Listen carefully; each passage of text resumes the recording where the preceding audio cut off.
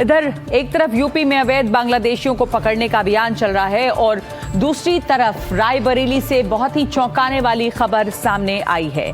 रायबरेली में लगभग 53,000 फर्जी बर्थ सर्टिफिकेट बनाने का मामला सामने आया है। हैरानी की बात यह है कि इन गांवों की आबादी इतनी नहीं है जितने की बर्थ सर्टिफिकेट यहां पर बन गए हैं।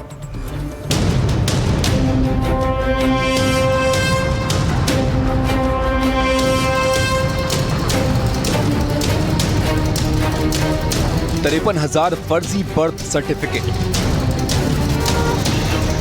रायबरेली के 12 गांवों में फर्जीवाड़ा।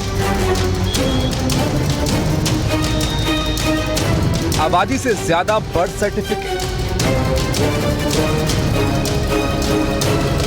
कौन है ये 52,846 लोग? क्या ये फर्जी बर्थ सर्टिफिकेट बांग्लादेशियों के हैं?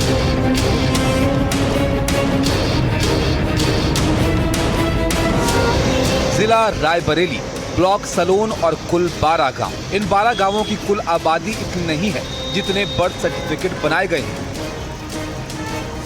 कौन हैं ये लोग जिनके बारे में किसी को नहीं पता, लेकिन इनके जन्म प्रमाण पत्र रायबरेली से तैयार कर दिए गए। अब इस मामले को जरा ऐसे समझिए। ये मामला रायबरेली के कुल 12 गांवों का है। इन 12 गांवों की कुल आबादी करीब 48 से 50,000 के आसपास है और इन 12 गांवों में फर्जी बर्थ सर्टिफिकेट बने हैं 52,846।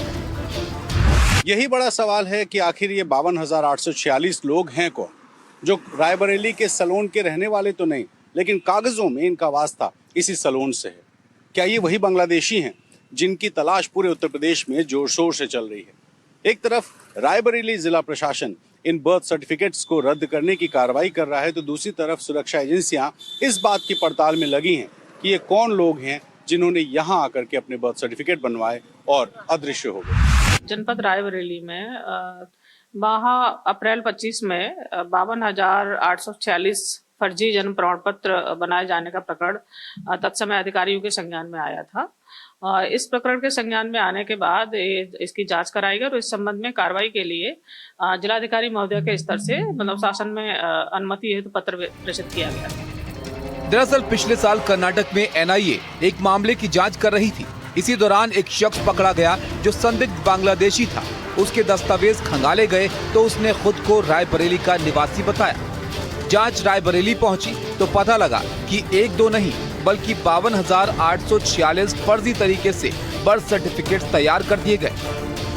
रायबरेली के सलोन में कुल 12 गांवों के नाम पर ये फर्जी सर्टिफिकेट्स बनाए गए हैं। ये सभी गांव सलोन ब्लॉक में आते हैं। 20,000 फर्जी बर्थ सर्टिफिकेट्स बने हैं, यानी कि इस गांव की आबादी के आसपास बर्थ सर्टिफिकेट्स बनाए गए, लेकिन इस गांव के लोगों को ये पता ही नहीं है कि इनके गांव में ये सारे लोग एग्जिस्ट करते हैं। यानी कि बर्थ सर्टिफिकेट ऐसा बनाया गया कि गाँव में प्रधान तक को नहीं पता है, लेकिन यहाँ पर बर्थ सर्टिफिकेट बनाकर इशू कर दिया गया और ये सारे लोग जिन्होंने बर्थ सर्टिफिकेट बनवाए थे वो यहाँ कोई नहीं रहता है।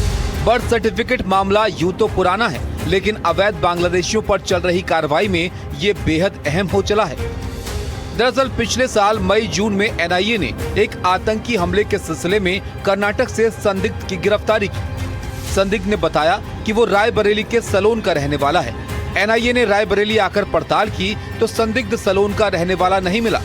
जांच तेज हुई तो पता चला कि एक दो नहीं बल्कि 50,000 से ज्यादा बर्थ सर्टिफिकेट सलोन में तैयार हुए। इस मामले में कुल 18 आरोपियों को जेल भेजा गया है, जिनमें से एक नाबालिग है।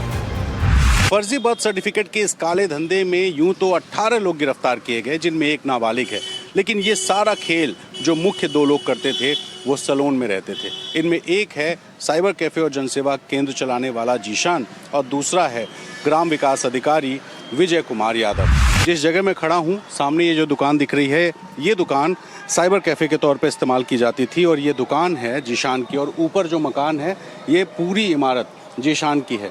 विजय यादव जो कि ग्राम विकास अधिकारी था वो इसी घर में किराए में रहता था और यहाँ पर जीशान के साथ मिलकर अपने लॉगिन आईडी से लोगों के बर्थ सर्टिफिकेट बनाता था। अब इन फर्जी बर्थ सर्टिफिकेट्स को कैंसिल किया जा रहा है और इसके लिए एक वॉर रूम तैयार किया गया है। तस्वीरें आप देखिए, ये सारे जो विकास भवन में बैठने वाले कर्मचारी हैं, इनकी ड्यूटी लगी हुई है उन बर्थ सर्टिफिकेट्स को कैंसिल करने की जिसको फेक तरीके से बनाया गया। तो इसमें जो प्रक्रिया होती है वो ये होती है कि जो वेबसाइट है जिसमें बर्थ सर्टिफिकेट बनाया और कैंसिल किया जाता है, उस वेबसाइट को खोलते हैं, उस गांव में जाते हैं जिस गांव के नाम फेक बनाए गए हैं, और आप ये नाम देखिए, इसमें आपको जो ज़्यादातर नाम दिखाई देंगे ये उन लोगों के हैं जिन लोगों के फर्जी बर्थ सर्टिफिकेट्स बने थे। पश्चिम बंगाल में एसआईआर पर घमासान जारी है। एसआईआर के पहले फेज के बाद निर्वाचन क्षेत्रवार आंकड़े जारी किए गए, जिसके मुताबिक राज्य में 58 लाख से ज्यादा नाम वोटर लिस्ट से हटा दिए गए हैं। मुख्यमंत्री ममता बनर्जी का भवानीपुर निर्वाचन क्षेत्र उन निर्वाचन क्षेत्रों में से एक है जहां पर सबसे अधिक मतदाताओं के नाम मतदाता सूची से हटाए गए हैं।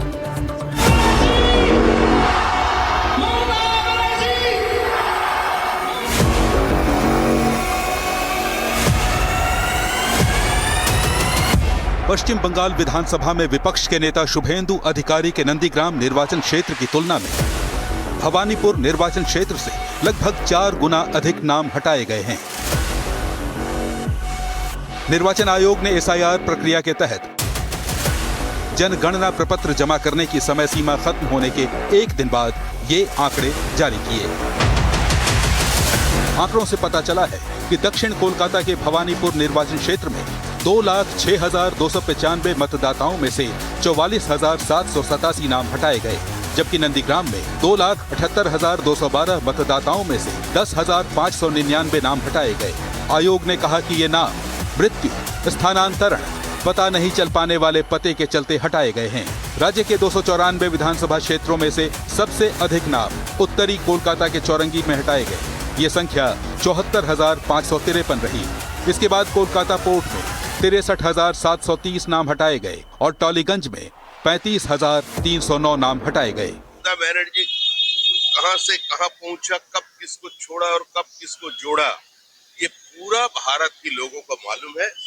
वो लोग भी इंतजार कर रहे हैं कि उसका विदाई कब संपन्न होगा। एसआईआर के बहुत और ज्यादा समय का जरूरत था।